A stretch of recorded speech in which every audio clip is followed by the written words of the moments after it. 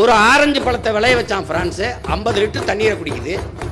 புளிஞ்சா 1/2 kilo கோவலை கூட வரல, நிப்பாட்டான்ட்டான். ஏன்னா இங்கிலாந்து பொருளாதார மேதை ஜான் ஆண்டனி ஆலன் சொல்கிறான், இந்த ஆசிய கண்டத்தில் இருக்கவன் தான் அந்த பணத்தையும் தங்கத்தையும் வச்சு பொருளாதாரத்தை மதிப்பிடுறான். ஐரோப்பிய கண்டம் நாடு முழுமைக்கும் அவன் நீர் பொருளாதார கொள்கைக்கு வந்துட்டாங்கிறான். எந்த நாடு நீர் அதிகமாக வச்சிருக்கானோ அவன் தான் பணக்கார நாடுன்னு வந்துட்டான்ங்கிறான்.